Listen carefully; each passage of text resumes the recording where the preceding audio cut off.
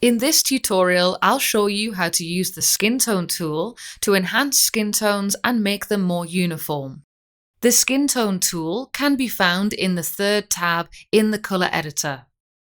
If you haven't watched the Color Editor tutorial, I highly recommend watching this first, as the Skin Tone tool is an extension of this. So I'll show you how to take this photo and adjust the skin tones into this. Notice that the tool doesn't do any retouching, it just fine-tunes the tone of the skin. Here is my original photo.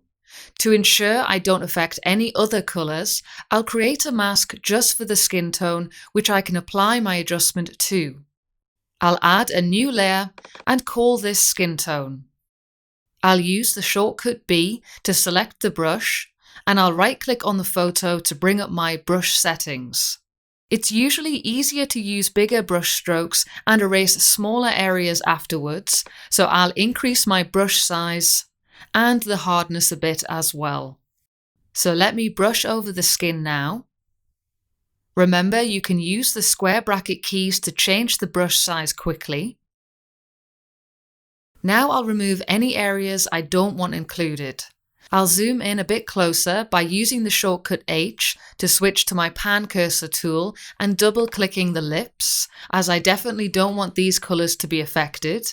Now I'll select my erase brush using the shortcut E and just remove the mask here. Remember, you can use the shortcut M to hide or show the mask. I'll drag out the Color Editor tool and make this a bit bigger so I can see what I'm doing more clearly. Now I'll pick the colour range I want to adjust. So let me find a good skin tone somewhere around here. Now I have my colour range selected. So the Skin Tone tool is very much about fine-tuning. The unique part of this tool are the 3 uniformity sliders here. The first slider, called Hue, will make the hues within my colour range more uniform. Let me drag this all the way to 100 to show the effect. So at this level, the skin doesn't really look natural because there should always be some variations in colour. For a more realistic look, I'll move this back down until I feel there's a good balance. If the colour is too magenta or green, I can tweak the hue in the amount slider up here. This will shift the whole range in each direction, like so. When I'm happy with the actual hue, I can decrease the hue uniformity to balance it between uniform and natural. So somewhere around here works for me. Next, we have the saturation uniformity. So if I drag this up to 100, it will evenly saturate the area and colour range. Again, skin has variations, so to make sure it doesn't look unnatural, I'll find a good balance. Remember, these uniformity sliders behave differently than the amount sliders.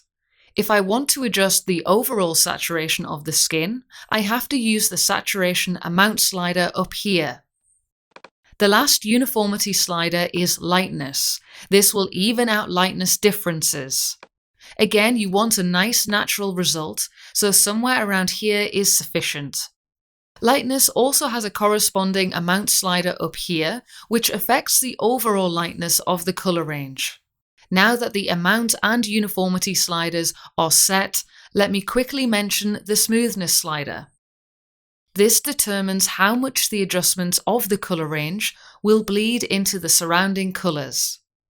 Usually I don't have to touch this slider at all when it comes to skin tone adjustments. Now I've finished making my adjustments, I'll drag the Color Editor tool back.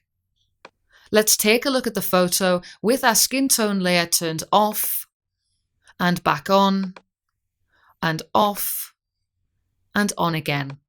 Remember that since the adjustment is on a layer, the effect can be reduced by lowering the opacity here.